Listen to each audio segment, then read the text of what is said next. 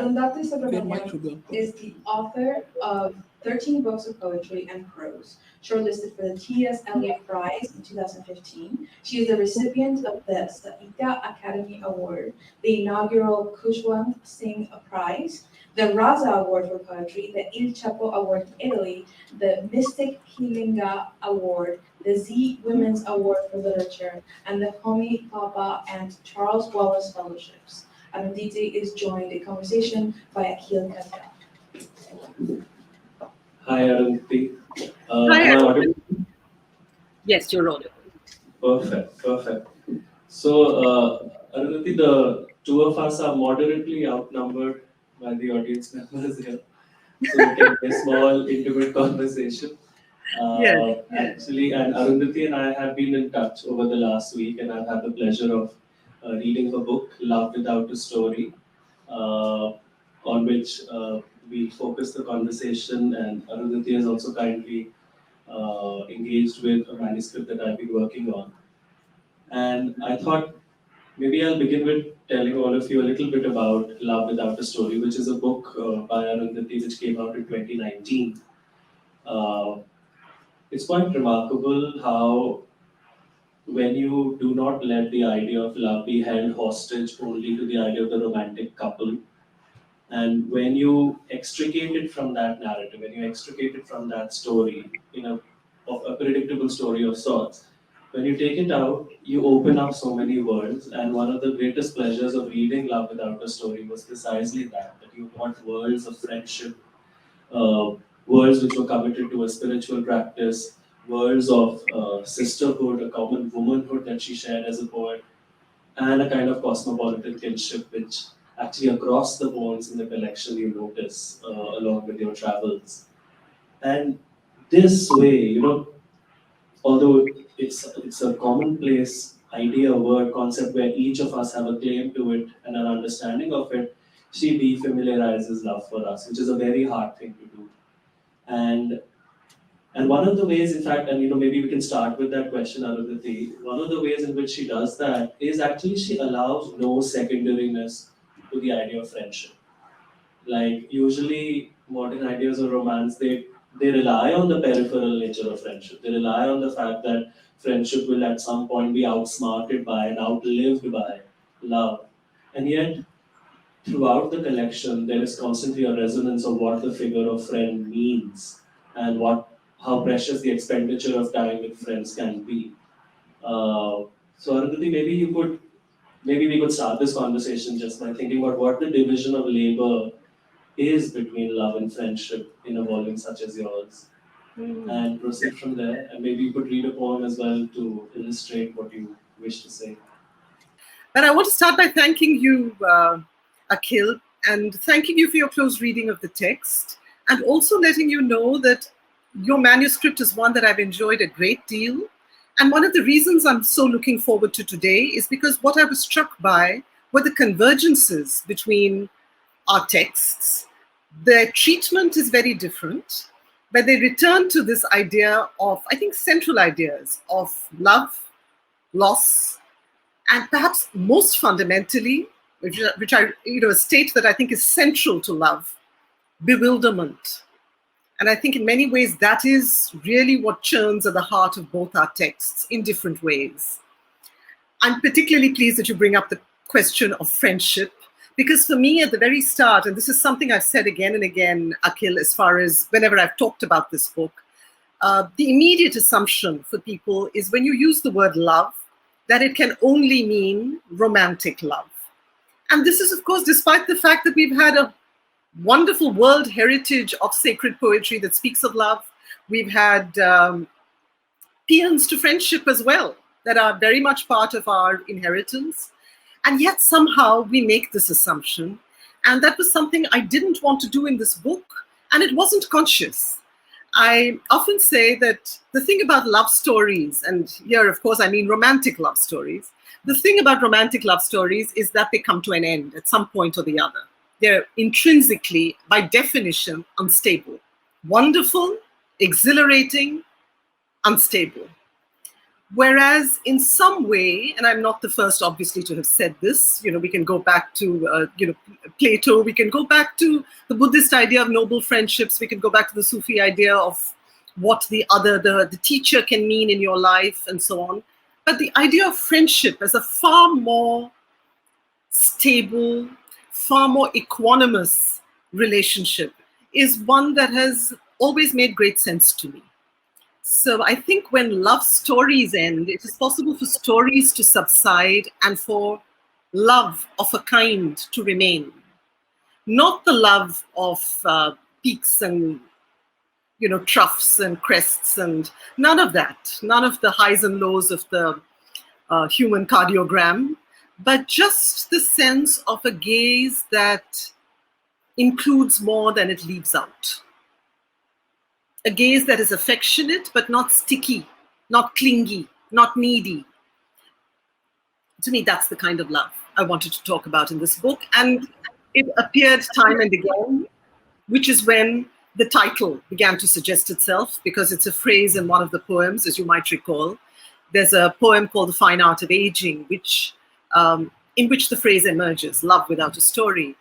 And it struck me as apposite because this is a book that talks of different kinds of love, the love of parents, the love of friends, the love of unexpected moments of friendship with unexpected people that one might meet on one's journeys. It could be a person whose faith and whose politics are at great variance with one's own, whose life choices are at great variance with one's own.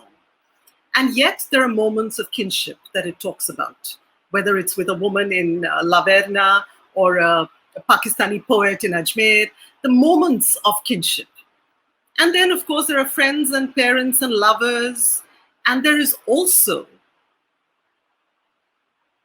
I think, very deep in the book and perhaps central to the book, the idea of the sacred quester, Abayar, who is an old woman, a seeker, a traveler, a poet, and a major figure in Tamil cultural consciousness. There is no Tamilian who doesn't know Abayar.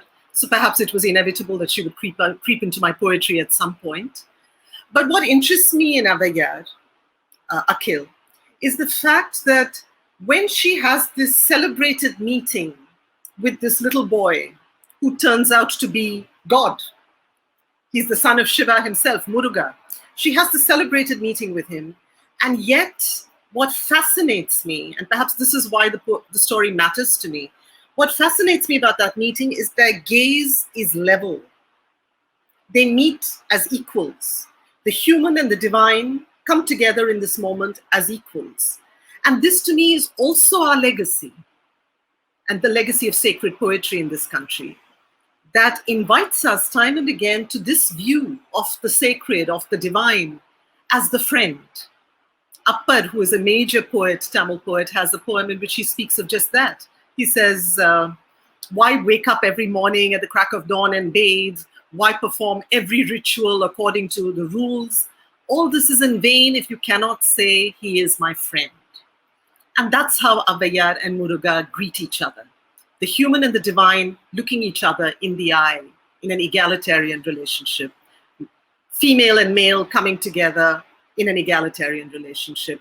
Old age and youth coming together in a relationship of absolute equality. And innocence and experience looking each other in the eye in absolute equality. That to me is what that poem is about. So maybe I will read a little from that poem, but before I come to Abayar, I'm also tempted to read an important poem to a contemporary friendship. And it's called Deleting the Picture. We can come to Abayar a little later. Let me read Deleting the Picture to you, which is a poem I actually wanted to read for you after having read your manuscript. So, Deleting the Picture for AA 1967 to 2015, which squarely implicates the notion of friendship. It's 2005, and we're almost glamorous, the five of us. The chairs are cane, my shirt batik, the sunshine Goa, and Heineken. We're past the clumsy brutality of 18. We've deleted makeshift faces, borrowed persuasions, stances without journeys. We've forgiven the treacheries of student seminars, wrong addresses at different ends of the city, digressions of faith. No edge to our voices anymore when we say Zen or Gramsci. We're wearing the dumb happy of holiday and wearing it well. And there's always so much sun. Against lime-washed churches and casual plantations of melted green, we're laughing hard, beer-glazed, sand-drizzled, stoned on Sergeant Pepper and Kishore Kumar. And there's the other picture. Look, where arms entwined, we are bathed in fierce siesta light. And we seem to know that this moment is teetering on the verge of never again. It isn't difficult, of course, to skip the nostalgia, to fast forward the embarrassment of memory, to speak, as others do, of calcium rather than satori. So the morning I heard, it wasn't difficult to turn efficient, to delete pictures of hummingbirds and cardamom tea and the air ticket you emailed me, never knowing it would be the one to your funeral. It gets easier, friend, with age, to delete, to plan breakfast, to turn the page. It would have been easier still if you hadn't deleted the sun. And with that, Akhil, I want to actually, before we move into Adayar or any of the other poems, I actually want to connect at this point with your manuscript, if I may. Yeah, and I want to ask you about something that I find to be, and I think perhaps every poet, a constant challenge when one is dealing with a single or dominant emotional state. In your case, grief. And one of the things that struck me, perhaps what struck me the most about your book, was the way in which it combines a kind of open-throated vulnerability and combines that with this very quiet craft. The craft is very much there, it's unobtrusive and very present. And this combination interests me. And I think my central question to you, which I'm going to keep returning to, is really, how does one retain that kind of hoarseness of voice, that hoarseness and muteness and coming back to that word, the bewilderment of pain? How does one retain that without resorting to all the things human beings customarily resort to, which is rage or recrimination or rationalization, not resorting to any of that, staying true to the grief of that moment? Was that a challenge? And would you tell us more about that? Thanks a lot, Arundhati. Actually, as you know, that's a central question that is sort of stays with one throughout the manuscript. But before I come to that, what I find remarkable about deleting the picture and in several other poems of Arundhati in the collection is just this. It's remarkable what you were saying about that moment of horizontality, which in one sense, love, which seems to be like a botched experiment in symmetry, just does not allow. And whereas friendship, this egalitarian horizontal gaze, is capable in these moments of friendship. And we were, in the conversation that we were having in this week, we were also thinking of that beautiful Wisława Szymborska poem, A Thank You Note, in which she's actually thanking her friends to keep her in a three-dimensional space and outside the kind of rhetorical and lyrical excesses of love. And that's what I think, this matter-of-factness, this forthrightness of the gaze between the figures that you describe and even in deleting the picture is precisely because you open the world of friendship. Thank you so much for articulating the struggle that is at the core of this manuscript which Arundhathi and I exchanged, and it's called A Biography of After, and I've been working on it over the last three and a half years, and it registers a moment of loss and tells the story of how does the after get shaped. And there are clearly different stages to it, though they are not in any easy sequence with each other. And as you rightly said, that the struggle is how do you remain true to the hoarseness and the intensity of that feeling while neither making it self-indulgent or navel-gazing, or while letting it exclude a host of experiences which we are also making sense of as we are experiencing grief. And I think, one of the poems that, and I'm sure you think about this poem as well, one of the poems that I often go back to is that W.H. Auden poem about, the Musée des Beaux-Arts, which is about the fall of Icarus in that Bruegel painting. And he says this remarkable thing about suffering, that it happens in a corner while the world sort of carries on. And he refers to this kind of Peter Bruegel, the painter from Brussels, where it's about the fall of Icarus, the one who became too proud and strove towards the sun and then fell. And he fell, and it's a distant, small, little corner event happening in the painting, whereas the farmers are doing their farming, the ships are doing their sailing, the people are going upon their daily business. And I think one of the ways to remain true to that grief, Arundhati, was precisely that you register the weight that it has for you, while in the larger scheme of things, you also realize its minusculeness. You attempt a register which is capable, which at least hopes to simultaneously take stock of these two things. One of the things which helped me is, when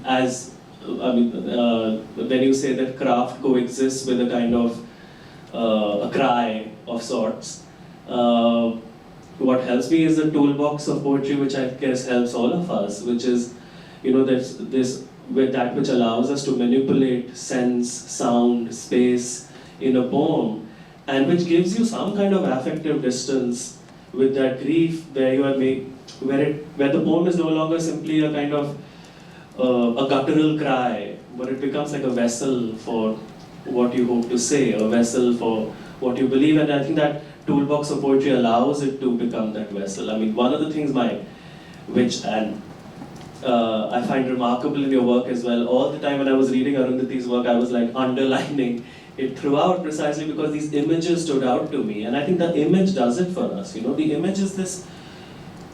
In fact, before I even ask you, I want to come back, Akhil, if I may interject. I want you to talk about form, but I also want you very specifically to read a couple of poems, if you will, because what interested me in these two poems in particular, they're short, and I think there's time for us to, I hope we're going to have time to read some poems in this conversation. I really wanted to ask you to read them because for me it seemed like the very reverse of the journey that we customarily speak of. When we speak of falling in love or we speak of poetry, we're talking about making the mundane magical. But in these two poems, what you're talking about is the state of after the relationship, when in fact the magical becomes mundane. So you're talking about desacramentalized relationships, in a sense. And I'd love you to read this particular poem. I think it's called "The Room Has Become Ordinary Again." This room has become ordinary again. Also, there's something wrong with my doorbell. So in fact, so I'll read those poems, and as Arundhati already mentioned, the central device there is the image, which is able to concretize otherwise what could have been a very amorphous feeling, and this, I'll just read the poems and then maybe we can think about that. The first poem is called "There's Something Wrong with My Doorbell." There's something wrong with my doorbell. Whenever it rains, it starts ringing on its own. Once at midnight, after I'd slept, the plastic bird song filled my apartment and I woke up to no one. The next morning, the electrician told me that water seeps into the wiring, setting off conduction. I nodded and paid for the repair. The rain was at my door, and I did not answer. And the second poem is the one where Arundhathi very evocatively called it the desacramentalization of the everyday. The poem is called The Room Became Ordinary Again. The room became ordinary again the night you left. It returned to its straight-backed walls and its small doors. The floor somehow was stone again, and the one window that looked out turned into the grain of waiting. As the sacrament of your voice slowly left the doorstep, everything that had been briefly mystified by a strange hand returned to this world. When I came back to my room, knowing it no longer housed miracles, that you were no longer mine, I could feel the body of everything turn into bread, the blood of every hour turn into wine. And I think Arundhathi is precisely, instead of saying, for instance, that there were a host of possibilities which have now been confounded. One says the rain was at my door and I did not answer.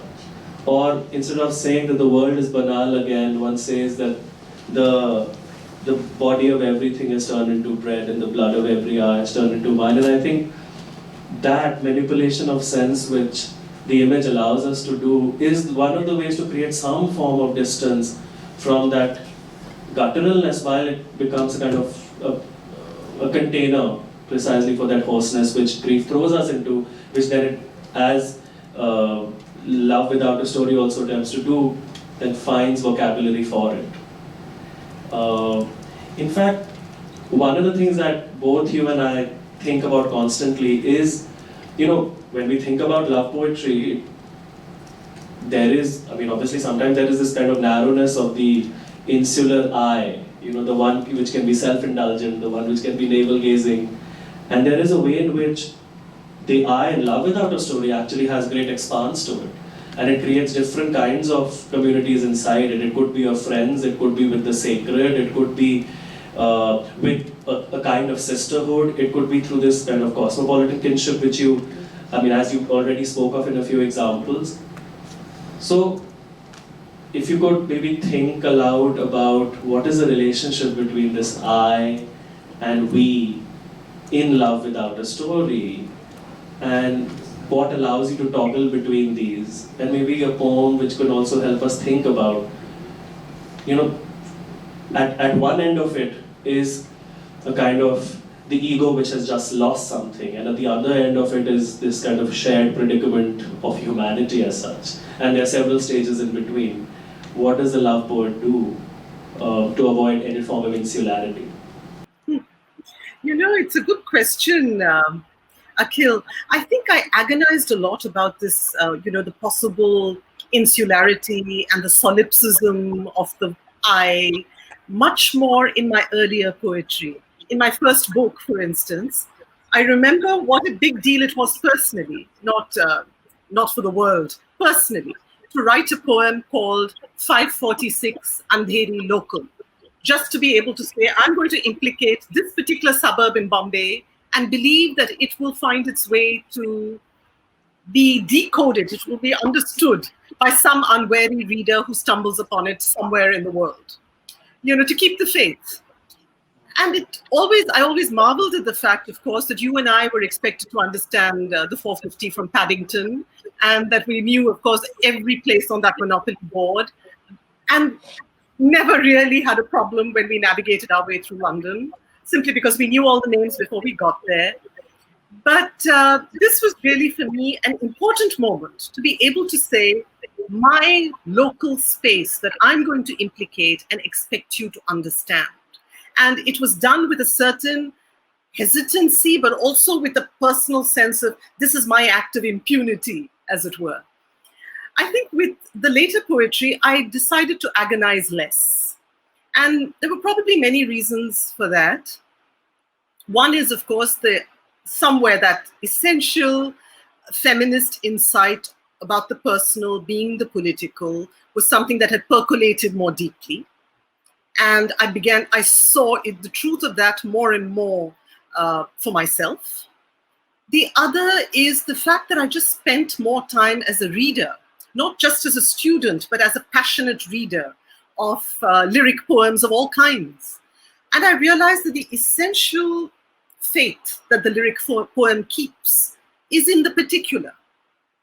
And the faith that it allows itself is that if we look at the particular long enough, hard enough, deeply enough, without editorializing, without sentimentalizing, without moralizing, it will lead us to something that we might term the universal. But not by trying too hard, not by trying to underscore the point, but to believe that some commonplace flower like the daffodil can take us there, and to believe that a mangy street dog in Kala Ghoda can take us there, but to keep that faith. I think that to me is what the lyric poem is about. And whether it's Wordsworth or Arun Kolatkar or so many between and beyond, I think they remind us of that, all those practitioners of the lyric poem.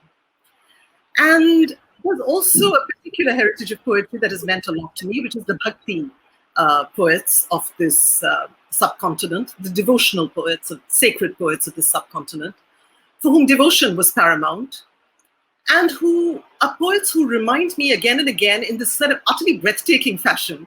They remind me that the local God can be a key to this universal God. This intimate God can be the portal to the infinite. And this faith, which allows them to speak of their God down the street as if you ought to know him. You know, when I was just talking about this Kannada woman poet a while ago to someone, Sule Sankava. She's a sex worker poet who wrote in Kannada, and she speaks of Shiva as Nidlajeshwara, the God without shame. And she expects you to understand, and you do. So to be able to use that particular with this kind of keeping the faith that it will translate, it will be decoded. I think this has been very inspirational to me, and this is how I understand the Blake lines about holding infinity in the palm of your hand and eternity in an hour. That's how it makes sense to me. And because you speak of this book, I must also say that I was asked by a very young, lovely British woman about my previous book, When God is a Traveler. She said to me, you know, I relate to the poems, but how do I understand Indian myths? I don't understand the references. I don't know what you're talking about. And now this was my version, another kind of version of the 546 Andheri local moment that I spoke of earlier.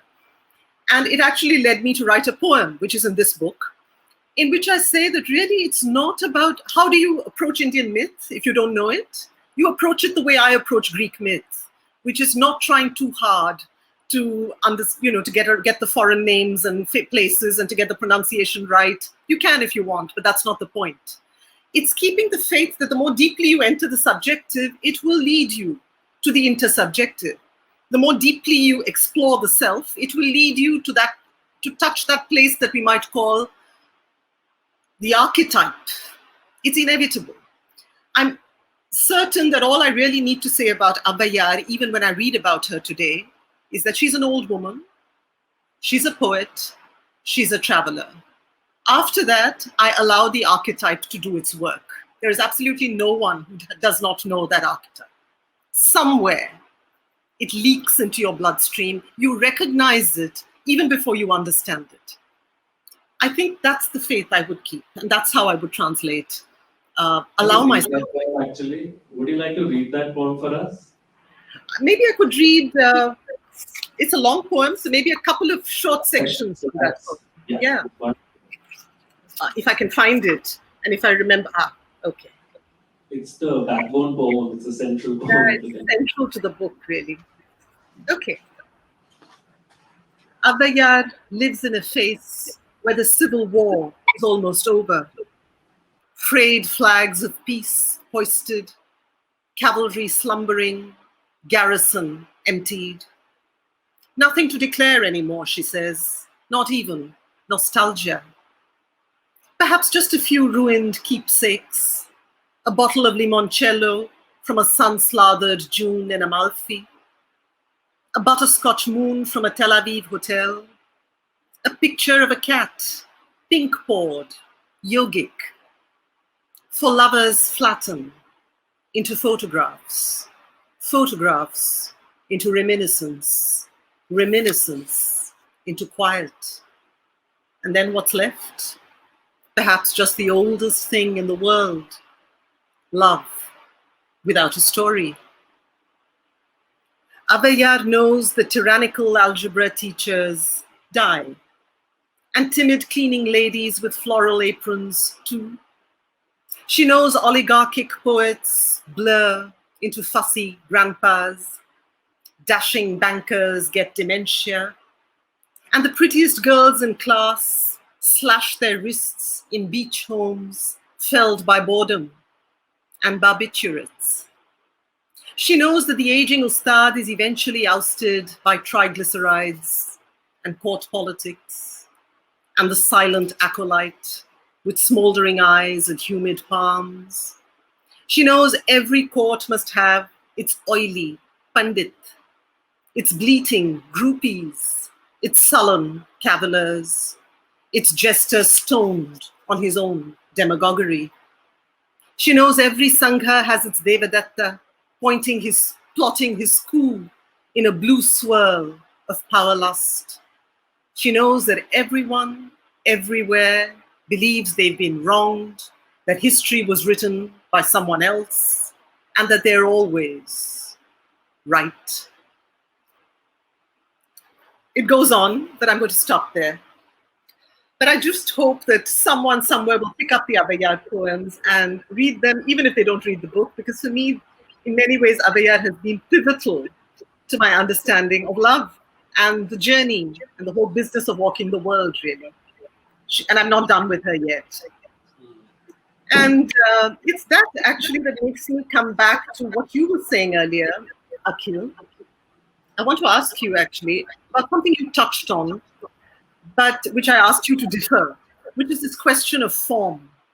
Because what struck me about this particular manuscript, and I was struck by it in the first section as well, I want to focus on the first section at this point, and we can come to the others as well later. But what struck me really was how the sheer incoherence of grief is shaped, is organized, and yes, as you point out, metaphor plays a role, but it's also organized into these very quiet rhyming verses that never seem brittle and trite and clever and easy, all those seductive options that exist.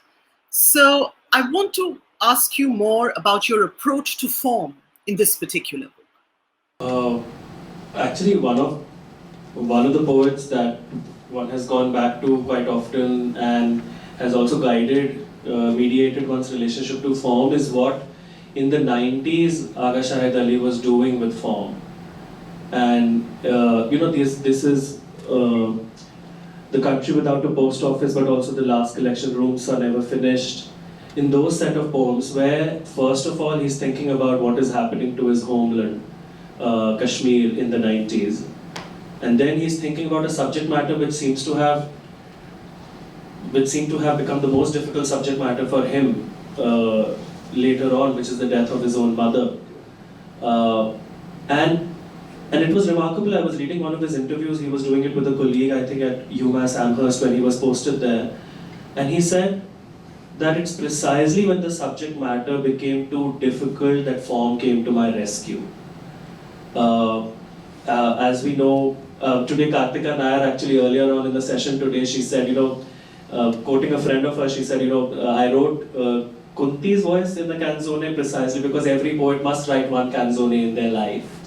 And Shahid has a glorious honor of having written 3 canzones, which are now part of the Veil Suite, which is a collected works. And in 2 of those canzones, one is Lenox Hill. He's deliberating on the death of his mother through a story of the elephants of Mihirgullah, 6th century Hun, who, having once heard the elephant fall down from the Pir Panjal range in Kashmir, loved that cry of the falling elephant so much he asked his soldiers to push elephant after elephant. And that story, those elephants sound like the sirens which are moving in Manhattan to his mother, who's recovering at the Lenox Hill Hospital after the surgery. And that struck me, that wait a minute, form which otherwise, to an untrained kind of postgraduate eye of mine earlier on, struck as something which is a kind of litany of rules. Actually, those litany of rules are the ones which are giving you sufficient restraint, which are giving you expansive vocabulary, which are also giving you a kind of a vertebrae to hold otherwise inchoate, ragged incoherence of grief, as you phrased it. And which is why, and I think, I mean, what's more wonderful than rhyme? I mean, it's the surety of return. It's an echo in otherwise like the Tower of Babel. It's something that it's the reassurance that at some point, no matter how far we stray, one will come back to the familiar. And that capacity of rhyme, finally, after having traveled through an Indian school system of poetry where poetry is almost synonymous with rhyming, where you read only rhymed verse, to a kind of undergraduate arrogance of trying free verse and thinking that's the most radical form possible and form is for conservative idiots, to finally arriving at an imagination of form where it's able to do a kind of affective and technical work, which even if it's using only, let's say, an ABAB quatrain, allows you. And maybe I can read one example of it. It's if I'm able to find it, it's a book that I deeply admire. It's Krishna Sokti's Dilo Danish, Delhi-based writer. And one of the lines that I was listening to a durational reading of Krishna Sokti's text by Professor Anuradha Kapoor, who is also a colleague at Ambedkar University. And one of the lines which struck me on one of the nights of a durational reading was, "Itna barik na sutiye ki hamari jaan par bana." And the rest of the poem, attempting even a kind of a bhakti horizontality between devotee and God, but the rest of the poem became just an attempt to translate this line, which seemed very difficult for me to translate, but also highly seductive in the way it calls out to you to be translated. And as you will notice, it also works with 3 ABAB quatrains.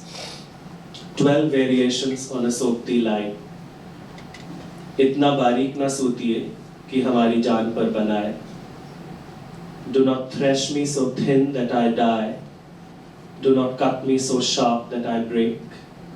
Do not braid me so fine that I sigh. Do not shear me so close that I ache. Do not press me so hard that I paper. Do not knit me so tight that I tear. Do not sear me so far that I vapor. Do not draw me so red that I scare. Do not crush me so muslin that I fly. Do not burn me so ash that I winter. Do not spin me so cunning that I cry. Do not shard me so hot that I splinter. And actually what was running in my mind when I wrote this, apart from it being a kind of an intertextual tribute to a Delhi writer who I deeply admire and whose work I return to often in my own reading and in the classroom, Krishna Sokti, was actually what was running in my mind, not oddly enough, was Bhakti poetry of Akka Mahadevi and Laldev, where there is a conversation of claim to the Godhead, not that of supplication. And it's remarkable how that is another convergence that Love Without a Story and a biography of After share. In fact, I'd love you to read, I was just thinking about, for me, a poem that I think of as a conceit poem, starting with the central image of rivers, and then it opens into it is your love poem as well. There is a poem called, I think, Rivers That Cross Cities. Would you read them? Let me find, yeah. So, and this is something that Arundhathi and I also chatted about briefly. In this poem, what could be a more interior and a more personal subject matter than love? And yet often vocabulary for love is gained through entering through the portal of the impersonal, that which is not you. And in fact, the strongest moments, the most moving moments even in Love Without a Story are moments where one begins to reflect on things and places and people which are not oneself. And here the geography of rivers across both rivers I've seen and rivers I've seen only on a map gave me the vocabulary for thinking about all the slippages that can take place between two people, how rivers cross their cities. Near a church in Karada, the Tigris takes such a sharp turn as if it doesn't want to leave Baghdad. The Lyari in Karachi, on the other hand, can't be bothered to stay. Through Delhi, Yamuna is a moral lesson, clear as day. Life is tough, first a trough, then a crest, then a trough. The Chenab, knowing better, walks on stilts, keeps a one-arm distance from Jhang. The Ganga covers Patna like a quilt. The Gomti baby bumps through Lucknow. And when it's about to leave for a last look at Chennai, the Adyar turns as the Ravi cold presses the cheek of Lahore that burns. And often as it happens, in a poem, the image comes before the rest of the lines, and here it was, and I was looking at the map. I was visiting Chennai and I was looking at its map beforehand to decide on which places I'd go to, and I noticed that just before it meets the sea, the idea turns a little, and that small, evocative, hesitant turn was the moment where the river gained a personality. As in both our collections, the non-human world sort of emerges as a full-throated animated entity. Akhil, poems change the way we map our worlds. So I'm not going to be able to look at the Adyar River in quite the same way after this. Maybe I have one last question for you, Arundhathi, if you don't mind. And this is something that we've been thinking about earlier on in the week as well. And especially as a love poet, I noticed, for instance, across the different poems in the collection, whether they are poems the figure of the friends, whether they are poems implicating the Abhyar, there is also a form of disenchantment with certain forms of the political. When they take a particular form, and especially, in the poem that she read, Deleting the Picture, there are those college students with their overconfident certainties and the edge in their voice when they speak of Gramsci and their stances without journeys. And there is a way in which there is a yearning, it seems to me, correct me if I'm wrong, there is a yearning for a form of the political which will both recognize the uniqueness of the individual, recognize all kinds of interior journeys that an individual undertakes, and not be subsumed within a certain party line of sorts. There is a very evocative line in Arundhathi's one of other poems where she says, in a sense, the sparrow's nest means much more to her than a newspaper, to the poet persona. And I'm just wondering, and this is not a question specific to this book, what has been your relationship to this, to arrival at the stance with a journey? So, give us a sense, and maybe that we can close the discussion with that as well. And if you'd like to read something along with that. I think that I'm not sure I would call it disenchantment, but I certainly think that I'm uncomfortable with I use the full stop and the period all the time, but I'm uncomfortable with dogmatic certainties. And this is not just it's in every sphere, whether it's the cultural, the religious, or what we might call the political, though of course all these categories intersect. And I think there is a very deep mistrust. And I think poetry as a form itself for me has often seemed like language that by definition is suspicious of borrowed wisdom and borrowed language. And I often think of it as a kind of passive or a movement of resistance, a satyagraha, against any kind of ready-made language, whether it's the language of scripture, the language of slogan, the language of any kind. It resists language that is not based on something lived in. It's that lived in nature of language, I think, is what I'm talking about when I speak of stances with journeys. And in this book, and perhaps in my earlier collection as well, Akhil, that is When God is a Traveler, I think I was very aware that but perhaps aware of it in retrospect, but I think the shift that happened from where I lived, the earlier collections, to these two, is the fact that I was more interested here in affirming the person and the journey that I want for myself, the person I want to be, the journey that I want for myself, affirming that rather than spending my time denouncing something else.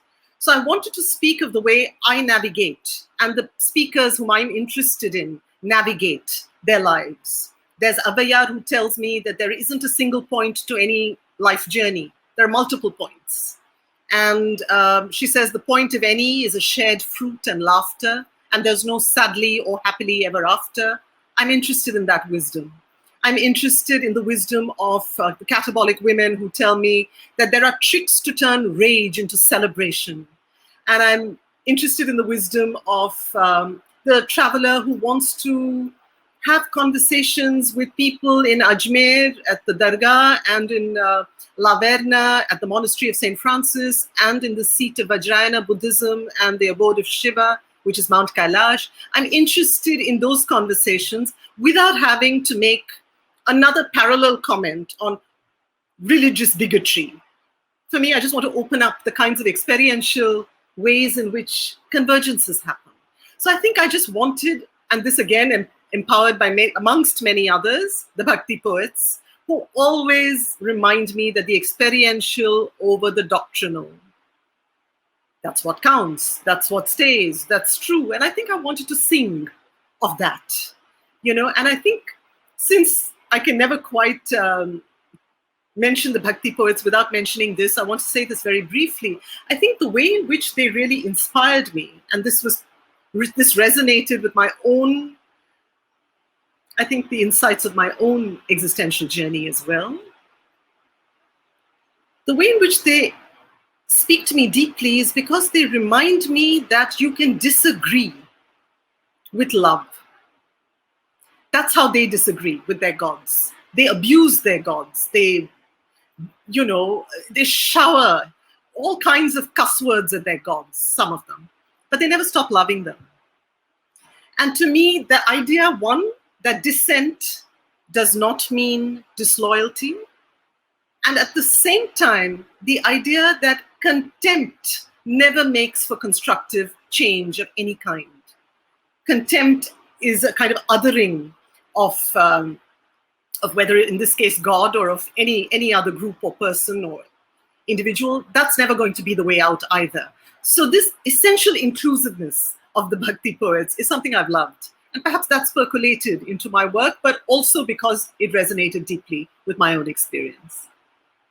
No, actually that resolves several things that I've been thinking about in relation to the volume, and this unpacking of the experiential rather than immediately reducing it to the doctrinal, I think comes across very powerfully. And I'd urge, for those who are interested, to get Arundhathi's volume, Love Without a Story. We have maybe 5 minutes, and if anyone has any thoughts or questions, or feel free to. I mean, the audience over here has soldiered throughout the day, so we will also recognize people are tired.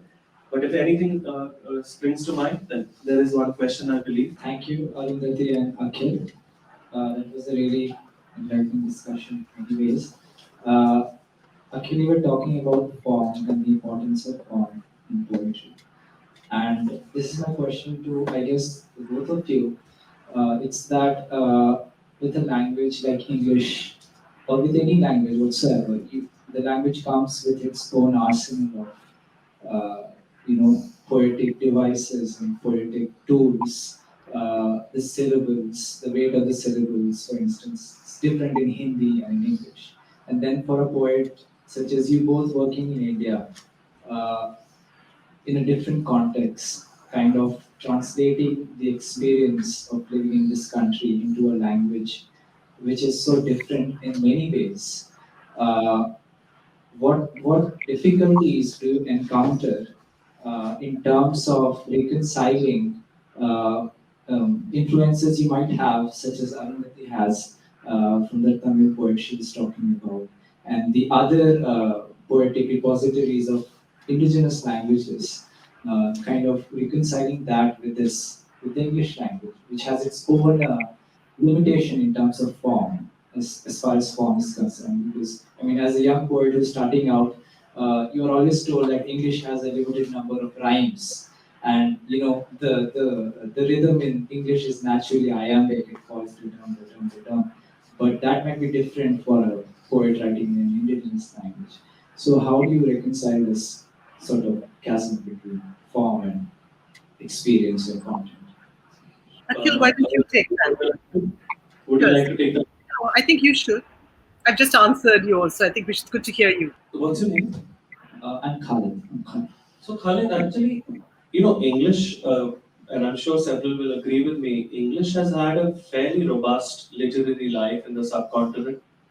I mean, you could trace it to various kinds of writings, but even if you trace it to literary, poetic writings, I mean, Henry Louis Vivian Derozio is what, early 19th century, if I'm not mistaken. And since then, actually, there is the debates on English's capacity to speak to the rhythms of subcontinental life forms, uh, uh, uh, viewpoints, experiences has routinely happened, right? It happened with Rajrao and Kanthapura in kind of mid 20th century. It happens with when Aga Shahid Ali is thinking about English, and when contemporary commentators on Shahid are saying when you read his poetry, it's as if he has written Urdu in English, and what he's trying to replicate is a form of lushness and an expansiveness of image and a kind of wild intertextuality with scriptures that he's able to do when he's writing Rooms Are Never Finished, where the story of Karbala and Quranic references make seamless presence into an English. So, in a sense, the English has already been sort of broken and mended. English has already been churned and played with. And there's a fairly robust history of that having been done in the subcontinent. So one relies on that history and one becomes a kind of a late entrant into that wide history. And remember, some of the writers that we admire in English or in Hindi, two languages that I'm particularly familiar with, some of my favorite writers happen to be very comfortably bilingual.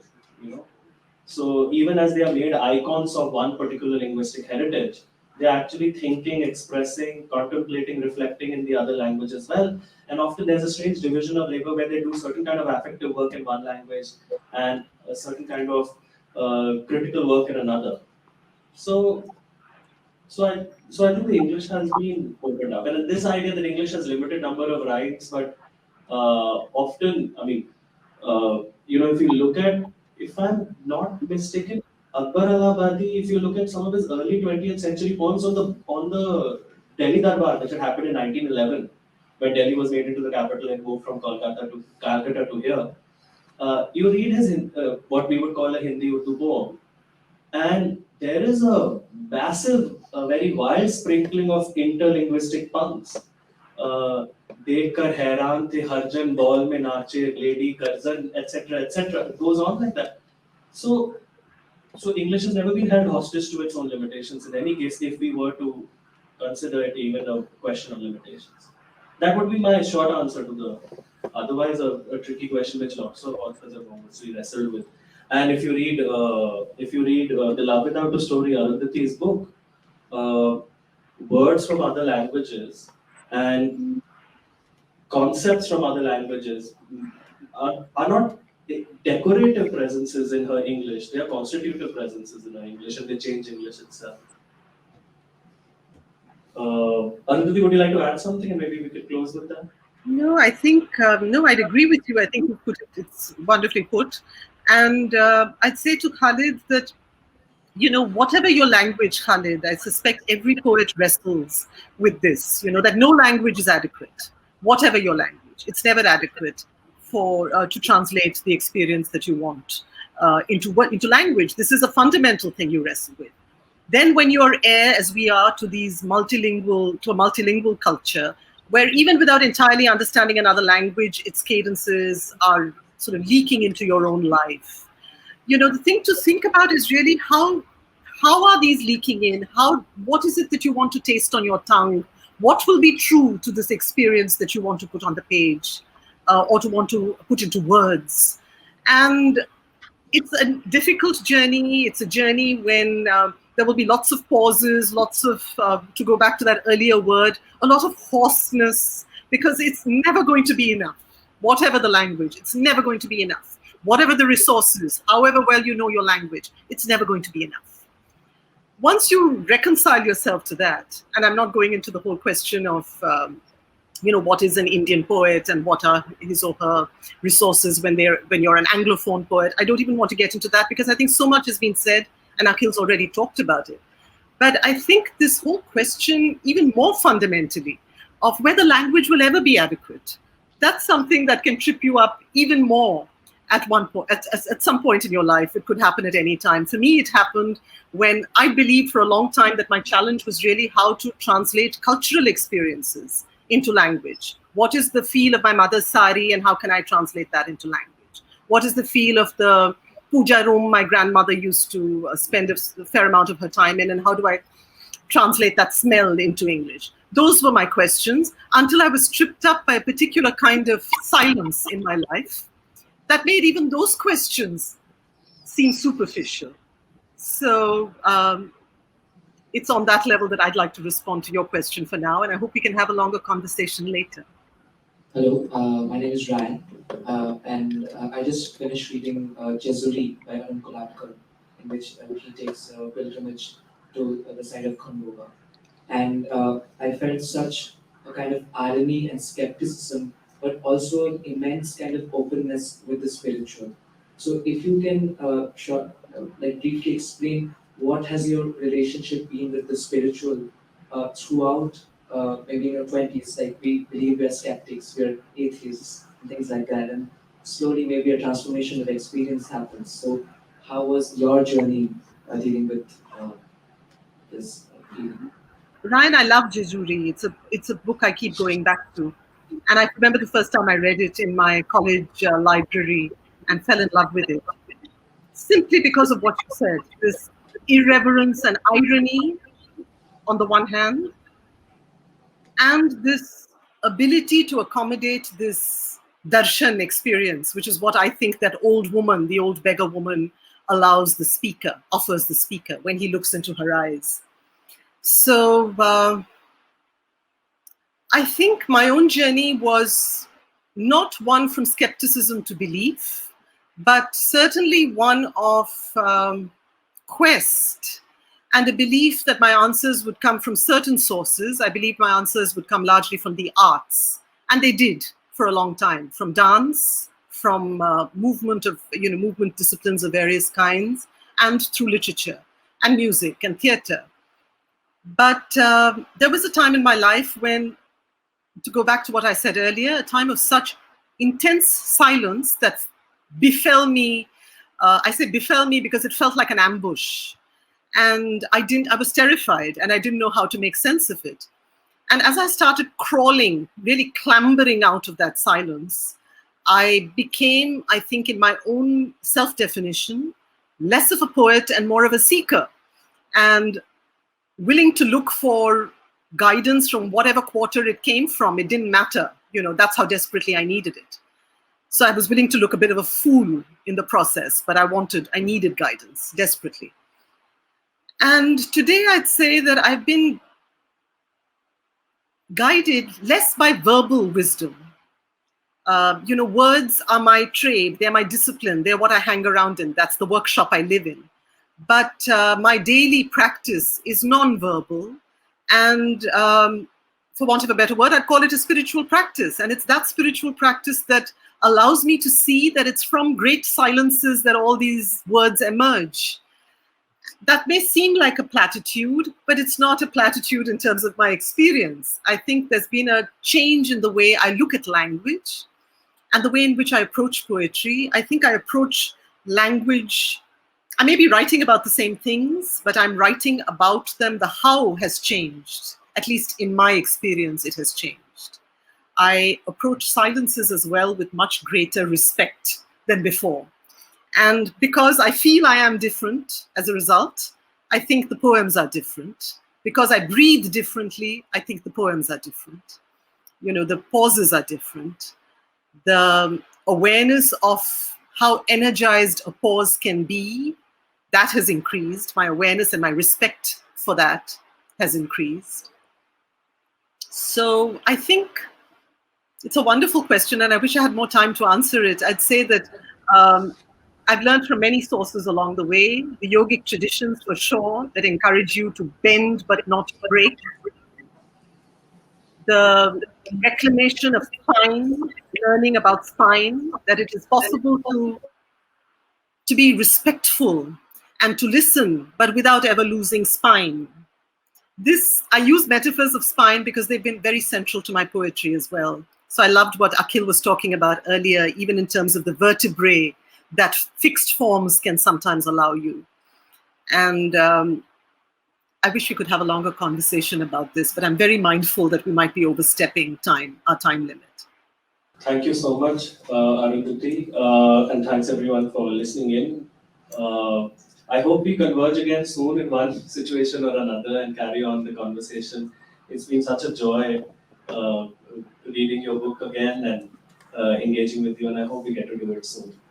I look forward to deepening conversations, Akhil, and thank you all those of you who stayed on for this session. I know how exhausted you must be. Thank you.